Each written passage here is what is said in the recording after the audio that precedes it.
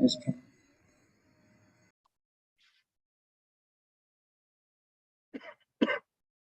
Om Agnanatimirandasya Jnananjanashalakaya Chakshurunmilitam Yena Tasmai Shri Guruve Namaha Shri Chaitanya Manobhishtam Staptitam Yena Bhutale Swayam Rupa Kadamahyam Dadati Swapadantikam Vandeham Shri Guru Shri Yutapadakamalam Shri Gurun Vaishnavamsha Shri Rupam Sagrajatam Sagana Raghunathanvitam Tam Sajivam Sadvaitam Savadutam Parijana Sahitam Krishna Chaitanya Devam Shri Radha Krishna Padam Sahagana Lalita Shri Vishakhanvitamsha He Krishna Karuna Sindhu Dinabandhu Jagatpate Gopesh Gopika Kanta Radha Kanta Namostute Tapta Kanchana Gaurangi Radhe Vrindavaneshwari Vrishabhanu Stute Devi Pranamami Haripriye Vancha Kalpatarubhyascha Krupa Sindhu Evacha Patitanam Pavanebhyo Vaishnavebhyo Namo Namaha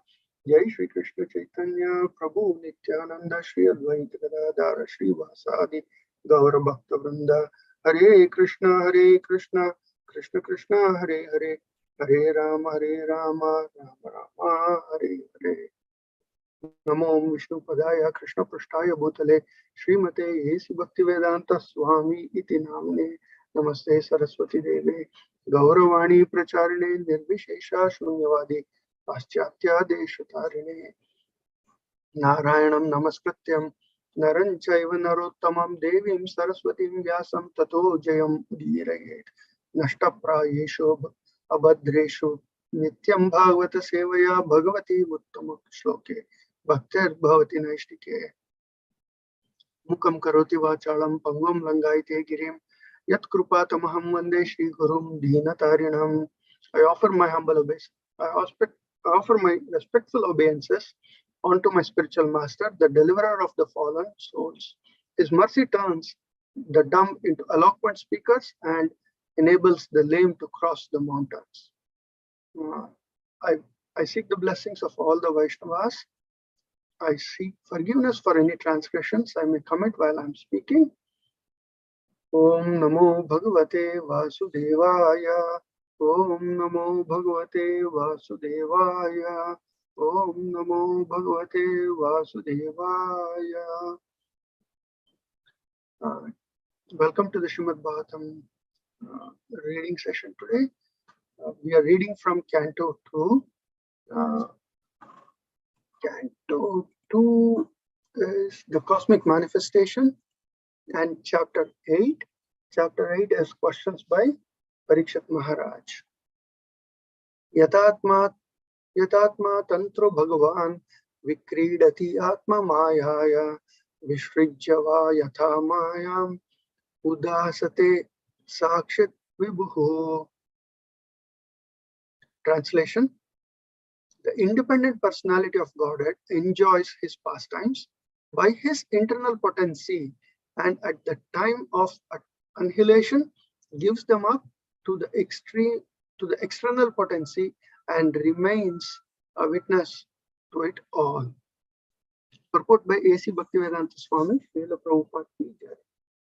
Lord Sri Krishna, being the Supreme Personality of Godhead and fountainhead of all incarnations, is the only independent person. He enjoys his pastimes by creating as he desires and gives them up to the external energy at the time of annihilation.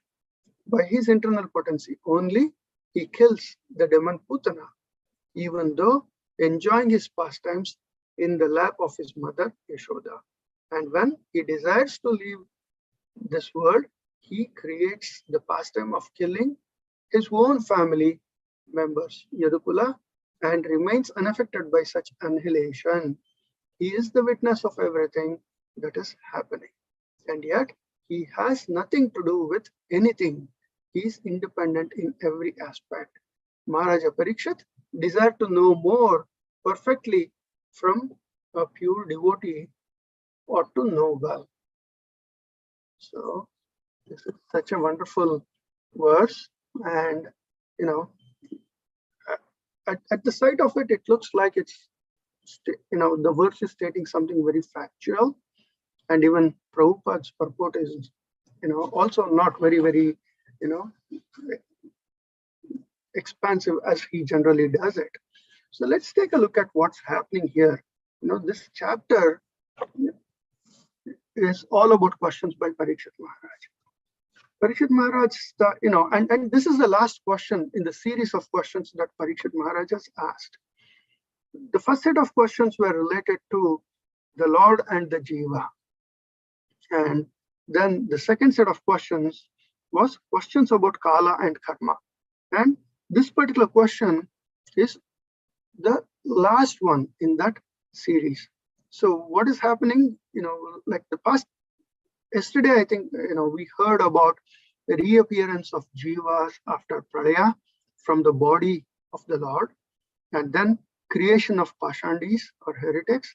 It was wonderfully, described by Amalatmana Prabhu. And then about the Nitya Siddhas. Today, Parikshit Maharaj is asking, how does the Lord perform his Leelas using Yogamaya and then disappearing without any attachment?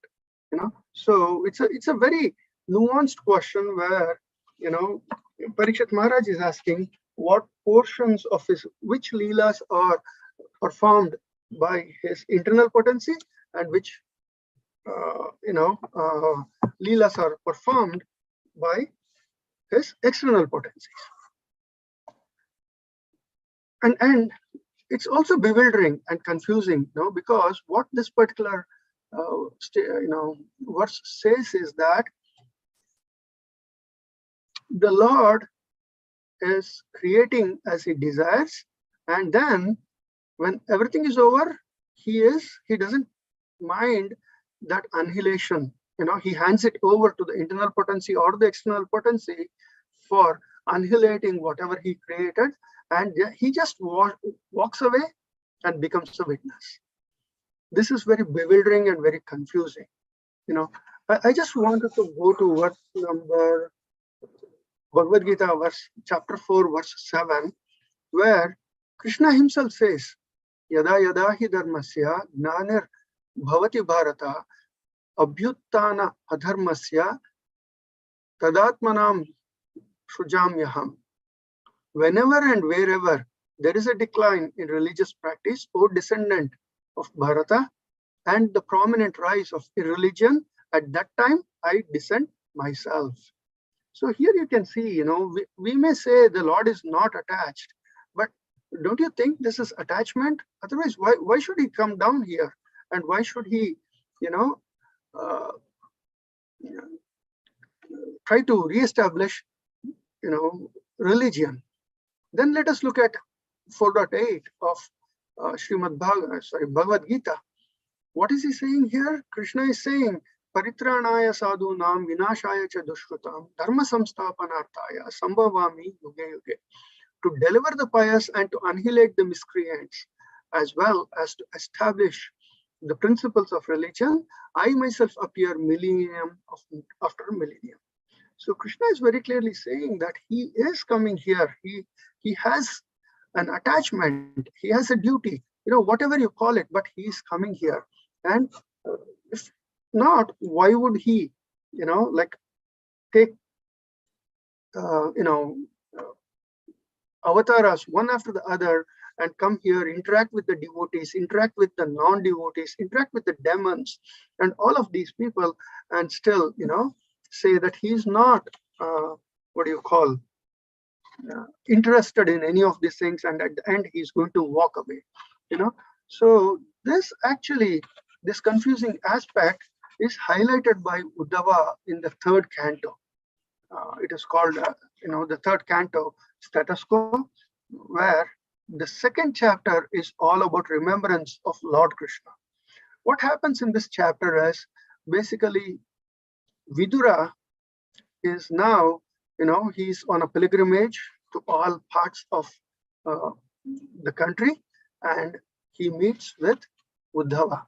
And when he meets with Uddhava, Vidura asks a series of questions inquiring the well-being of the Lord, and his associates, then Pandavas and their associates and everything. because Vidura doesn't know that the Lord has passed away, or the Lord has ended his Leela on this material planet. And he also doesn't know that Mahabharata war has taken place, and the Pandavas have also, in a way, wound up their presence also. And when seeing Vidura, Uddhava is now overcome with grief, and he hugs Vidura, and then he starts explaining what has happened or what has transpired in between. And after that, what does he do? He starts recalling, because he's overtaken by, he remembers the Lord, and he's overtaken by emotions when he remembers the Lord. And then in one section of this particular chapter, Uddhava actually remembers the attractive beauty of the Lord. So he describes that the Lord is the ornament of all ornaments. What does that mean? Ordinary people, we all wear ornaments to enhance our beauty, whereas when it comes to the Lord, when he wears the ornament becomes beautiful. So that is how he explains the beauty of the Lord. Then what happens? Uddhava talks about the unsurpassable beauty of the Lord. When Maharaja Yudhishthira conducts his Rajasuya Yajna, all the demigods from all the heavenly planets, all the Rishis, and so many others attend the Rajasuya Yajna. And when all the demigods look at the Lord, Sri Krishna, he's so perfect and he's so beautiful. They think, in their ignorance, they all think that this is the best that Brahma could create. There is nothing much better than, this that Brahma can create. And he points out that, even these demigods, they are concluding that he's the most beautiful object that is possible, but they don't realize that it is Krishna who created Brahma, and through Brahma that all the other creations has happened. And then, he talks about the bewildering activities of the Lord. And, we'll slowly go through each one of them one by one. In verse 15, purpose of the Lord descent is being described. Although he is unborn, the Lord is unborn, Aja, he compassionately appears along with his Mahad or Vishnu, Mahavishnu, who creates Mahatattva and Amsha like Matsya and Purma. When his peaceful devotees like Vasudeva are harassed by the non-devotees like Kamsa. So that is laying the groundwork. And after that, he talks about the bewildering acts in verse 16. There are these bewildering acts that are distressing Uddhava. What are those? Although he is unborn, he takes birth. Ajasya Janma. He takes birth in the womb of Mother Yashoda. And what happens? Then he grows up as a small baby, and then he gives all the other, wonderful pastimes that the pure devotees go through. But he's still unborn. He lived in Raja out of fear of the enemy. So he actually ran away from from Dwaraka, and he stayed in Raja. Why should be afraid? He's all powerful. There's nothing in the universe that is greater than him, more powerful than him.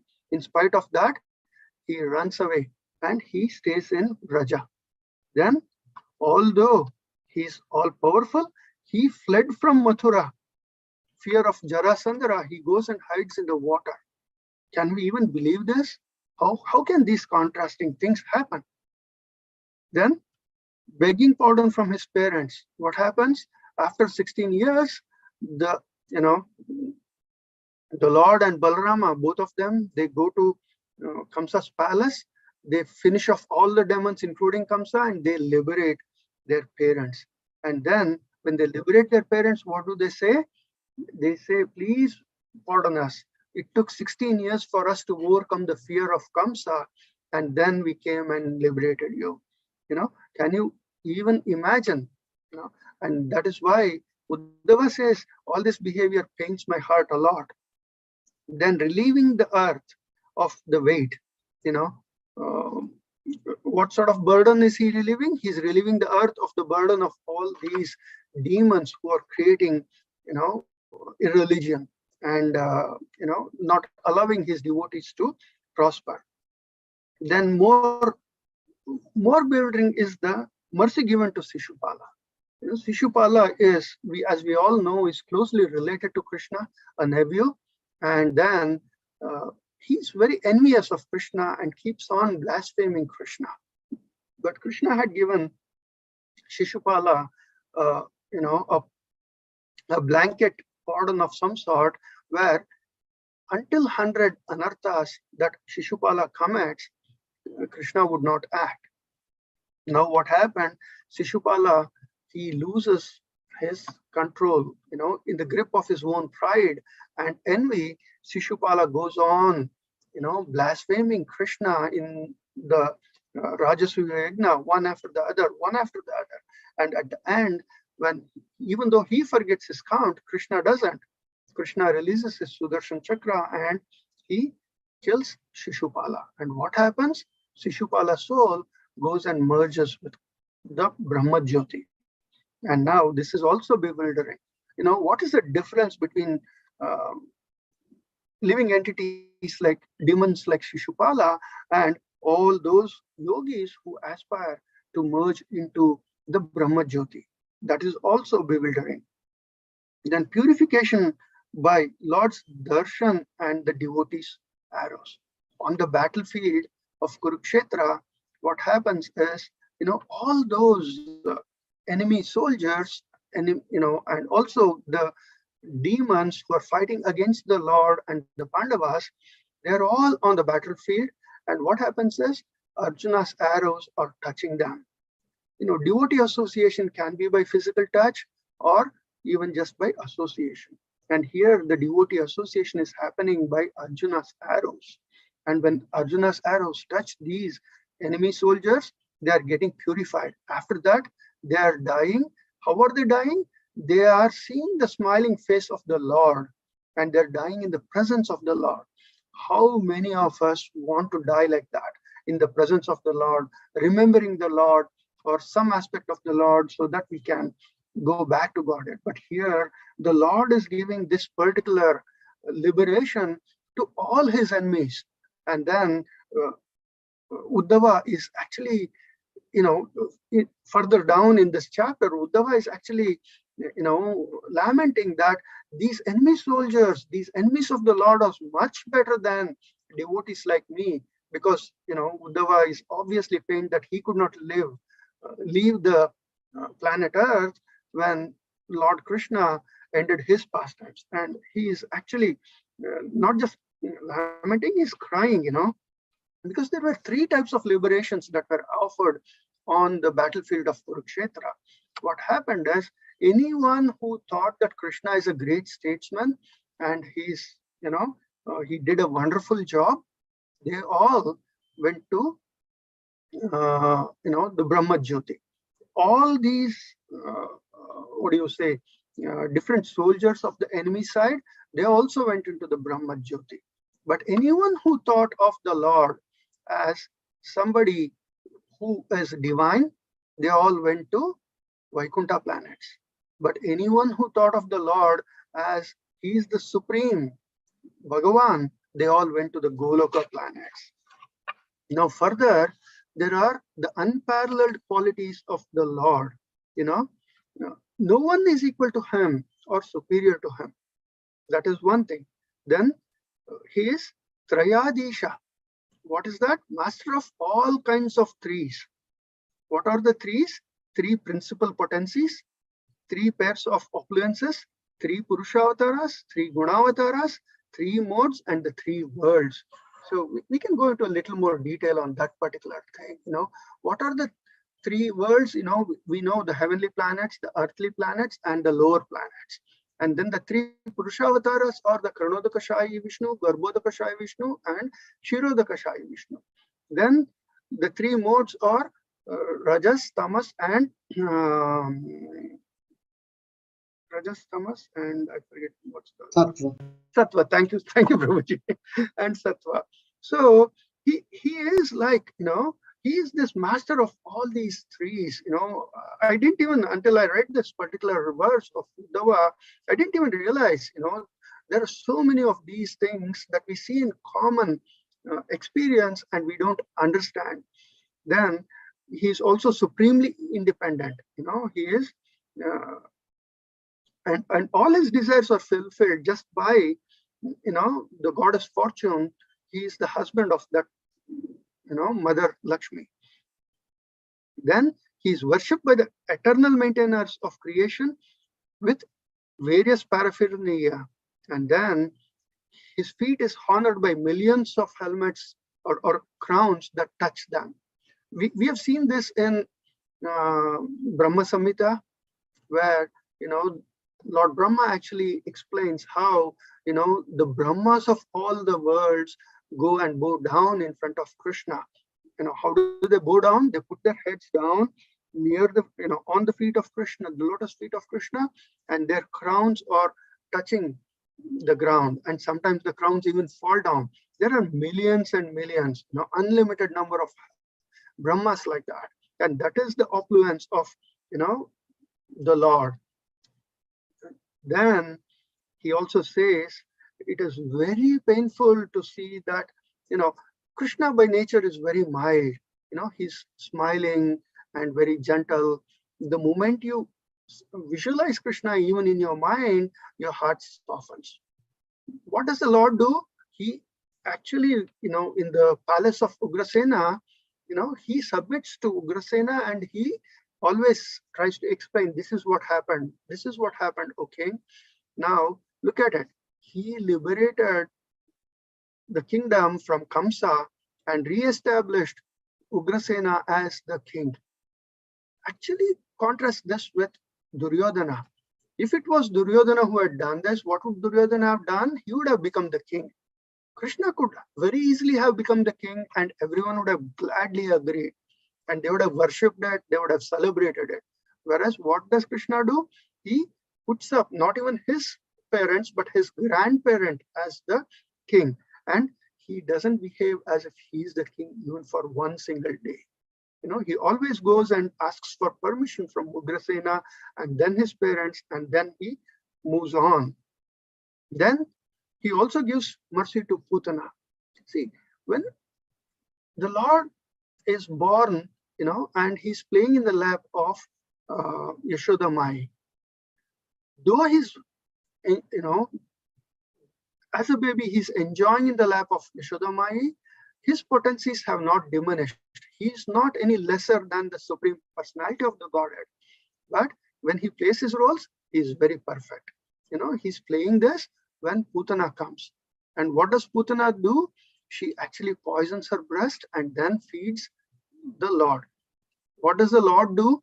The Lord only takes the intention of Putana. Even though for a moment Putana only thought of the Lord, of lovingly giving her breast to the Lord, but then she tries to kill him. The Lord doesn't really care about the second part of her intention, but then gives her the liberation. So much so that she goes to Goloka Vrindavan, unlike the others. So I think we are almost out of time. What I will do is I will try to conclude. There's so much of this contrasting activities, the bewildering activities of the Lord, that it's very difficult to describe each one of them, and probably we don't even, the time is not going to be enough. But what we should understand in all of this is the Lord is very merciful, he's very gentle, he's very kind. He comes down to give us benedictions so that we all realize and go back to him. And what we can take from here is, about 500 years ago, Chaitanya Mahaprabhu, who is the Lord himself in the mood of Radharani, he came down and he gave his association and he gave his teachings to all of us. In the same lineage, Srila Prabhupada appeared. And if If it was not for Srila Prabhupada, I don't know how many of us, including me, would not be in this movement, and we would not have leveraged the teachings of the Lord and understood all these teachings. So let us all take advantage of this particular association from Srila Prabhupada, Chaitanya Mahaprabhu, and all the other pure devotees in our lineage. Thank you, everyone. I don't have anything more to speak. If there's any questions or clarifications, please go ahead.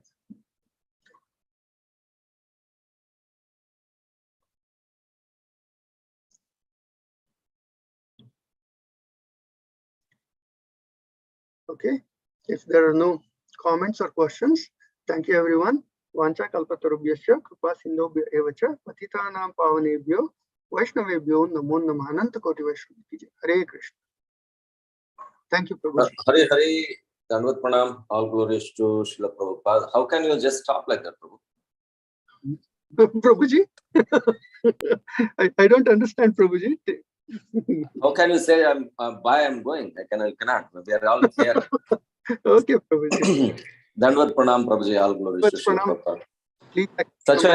Such a very nice class. Thank you for this class. You actually touched so many aspects of Krishna. So what my reflection for this class was, in spite of knowing what Krishna is and what is his potencies, and what is this, first of all, you also touched upon Lord Chaitanya. That means the Harinam coming from Lord Chaitanya, Sankirtan coming from Lord Chaitanya. It's an unbelievable and inconceivable aspect of devotional service, which we understand, but we don't understand. So my question and my comment is, in spite of knowing, hearing so many things, why we still don't understand Krishna? And why do we go back and again do what we are doing for many lifetimes? We do the same thing again and again. We in the association of devotees, we do it. And I was thinking about, Atma Sakshatkara. That means self-realization happens that when we hear a class, when Maharaj is giving class, or when a pure devotee, or the way you spoke so many things about what Srila Prabhupada, we felt, oh yes, that is right. So we feel during the class we are self-realized. And then the other self-realization happens is the different way. That means somebody passed away, we'll go to the cremation, funeral, and then we'll feel, oh my God, yes, what kind of a life is this? So there are two times. That is the Smashana Vairagya anyway. And now here it is real self-realization. That's what we feel. But in spite of all this, we tend back to our normal activities. It's very, that is inconceivable for me. Why is Krishna is inconceivable? But in spite of all this, how Maya acts on it, right? But because the whole verse you're talking about, this internal potency and the external potency of the Lord. And in fact, we are always in this external potency. Internal potency is only a few hours, not even a few hours, maybe as long as it is there. But we turn back and go back again to this old thing.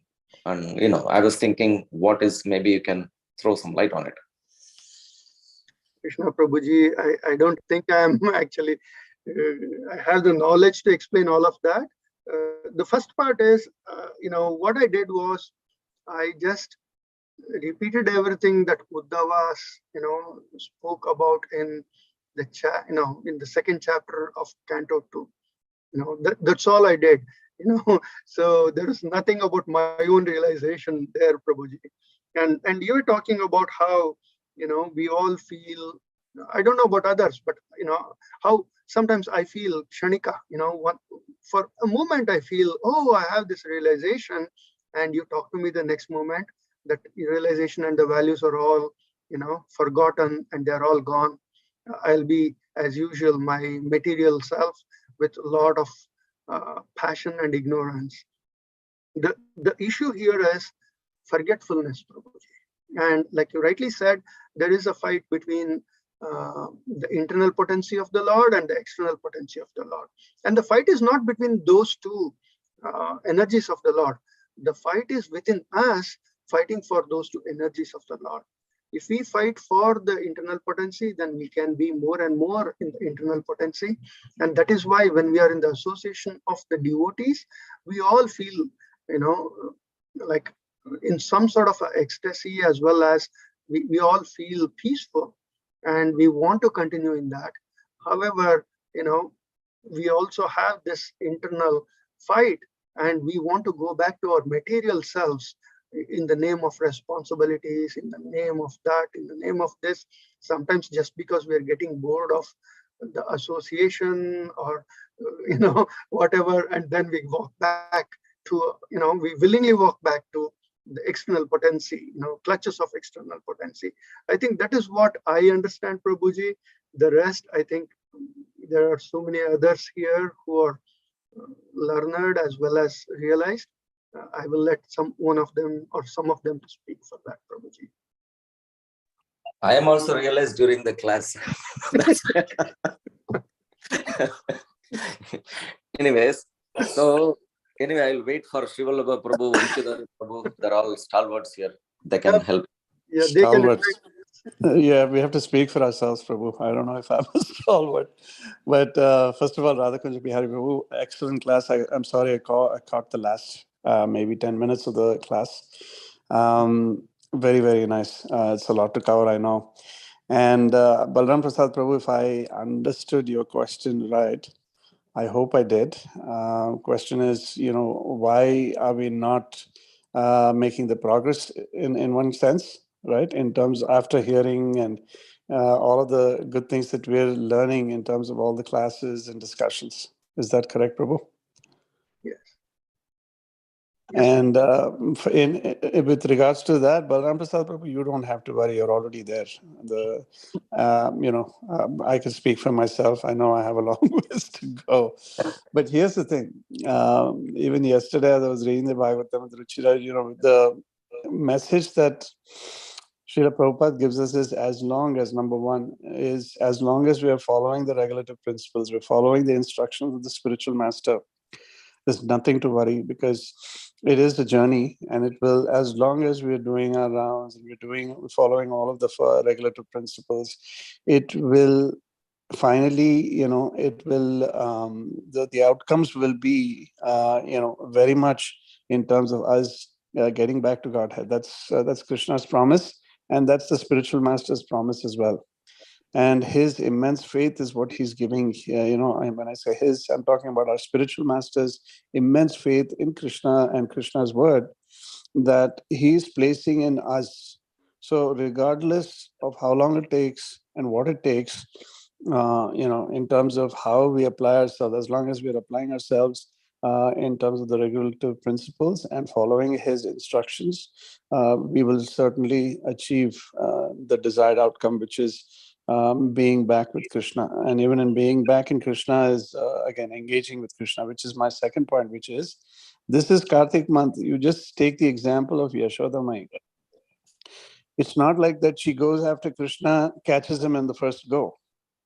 And not just that, even after trying so hard, she's not able to bind Krishna.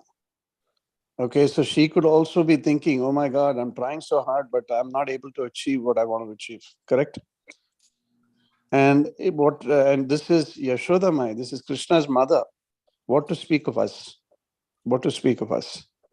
So the two things that we finally get, the two fingers falling short, basically are conveying the message that we need to endeavor and we need to have the mercy of the Lord, right? So we need to endeavor. That endeavor part of it will continue and should continue. We must continue. The mercy of Krishna will happen. Krishna's mercy will happen, and Krishna remembers everything. So that takes me to the third point, which is Radha Kunjabihari Prabhu. One of the things that I wanted to mention was Putana was given that extreme mercy from Krishna. And there was also a reason why. Because in her previous birth, in a previous yuga, she was actually the sister of Bali Maharaj. Yes. She was in the audience when Krishna was subjecting, or when Bali Maharaj was being subjected to, everything that Vamanadev was, imposing on him. Mm-hmm. But even as she saw Vamanadev, Bali Maharaj's sister, who was in the audience, had this slight hint of affection for the little effulgent boy. She had that maternal feeling, in terms of, oh, I would love to be his mother. I would love to have him as my son. That feeling was something that even then, Vamanadev, Krishna, also, was able to acknowledge. He was able to catch that feeling. But then as the events progressed, she ended up actually, despising Krishna, because she felt like, what is this? Why is this little boy, my brother is giving everything and anything, and why is he not letting up? To the point that he even gives his own head to be taken by Vamanadev, right? For Krishna to place his head, foot on Bali Maharaj's head. So that feeling also is something that Krishna captures.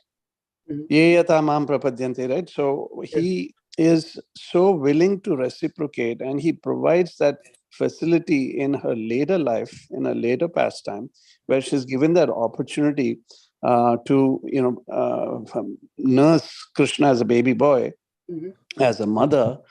Nevertheless, due to some of the bad intentions she's had, to come in as a demoness. And having come in as that, he's taken that poison out. Like you said, he's rejected the poison and taken only the love. But with that, he again reciprocates to give her a place in Yashoda Mai's kitchen in Goloka. Yes. In her following life, right? So that's the beauty of Krishna, and that's the beauty of how he provides mercy. So we don't have to worry about, is it happening now, or why is it not happening now? We continue to endeavor. I'm just trying to tie what you mentioned, Balram Prasad Prabhu, and yourself, Radha Kunjabihari Prabhu. So tying these two, endeavor is something that we shouldn't lose track of. You just look at this. Even when if Prabhupada hadn't brought all of this to us, I don't know where we would have been, right? So even looking back the last 5, 10, 15, 20, 30 years, you just see where we are today, right? That is a huge amount of progress that we've made in our own lives. From here on, obviously it'll seem like we're only inching forward, but that endeavor should continue, and Krishna will, with his mercy, will provide the remembrance that is required. That also he says in Bhagavad Gita. And so don't worry about it. Don't over-engineer it. And I know I'm preaching to the choir here, but I feel the same way many times. But we should just remember that, hey, let's just put our heads down, continue to do what we're doing, hold each other's hands, and our spiritual master will take us back. Krishna's mercy will come through him. Thank you so much, Prabhuji. So, you Thank you, Prabhu. You touched upon so many points. You touched upon more bewildering aspects. Like we read in Ishopanishad that Krishna is the Lord is swifter than anyone else, and you can't catch up to him, though he stays in a fixed place. So we see in the Kalyavana pastime that the Lord is always just in the arm's reach, but Kalyavana cannot catch him. Whereas Yashoda Mai runs after him and catches him. And then there are so many of these Gopas and Gopikas, who run and catch Krishna so many times. So there is this bewildering aspect again. He's somebody whom you cannot catch, but he lets you catch him. The same way you cannot tie him in a rope, but Yashoda Mai finally ends up tying him. So this bewildering aspect goes on and on. So devotees feel, just like how Uddhava expressed in that chapter, he says, these enemy soldiers, these enemies of the Lord are so much more fortunate than I am. So I think that's the same feeling most of us will have is, oh, maybe that's a shortcut. In fact, I had once asked, my Guru Maharaj the same question, and he said, no, you should not be thinking like that. You should be doing the proper process and get where you have to go. So thank you so much, Prabhuji. Thank you, Prabhu. Thank you. Beautiful class. And also even Shishupal, my little knowledge is that even Shishupal, even after achieving the Brahmajyoti, it wasn't long lasting. It wasn't forever. Yes. Even he had to come back to the material world. Correct. And then after that, we don't know what happened, but he definitely came back to the material world. Now, even I hear the same thing about Duryodhana also, because after all, Duryodhana also was killed on the battlefield in the presence of Krishna. So when Yudhishthira Maharaj is making his way, after his brothers die, he's making his way to the heavens, and he sees Duryodhana sitting on a golden throne, and he's adorned with all this, beautiful things and ornaments in the higher planets, not in the spiritual world. So he's also surprised. He's like, what? Duryodhana?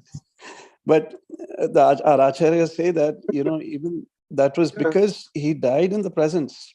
He was killed in the presence of Krishna. He had the vision of Krishna, but even he too, had to come back to the material world after a period of time. Yeah, Prabhuji, that's correct. Thank you so much, Prabhuji. Hare Krishna. Hare Krishna. Thank you so much, Prabhu. Shivala Prabhu Ki Jai. Thank you so much. Thank you. Hare Krishna. Hare Krishna. I think it is 8:13. So we'll close the call today. Thank you, everyone. Vancha kalpatarubhya. Kripa sindhubhya evacha patitanam pavanebhyo Vaishnavebhyo namo namah. Hare. Show up at 6 p.m. today at the temple. Yes, Prabhuji, definitely. Hare Krishna. Hare Krishna. Thank you, Prabhu.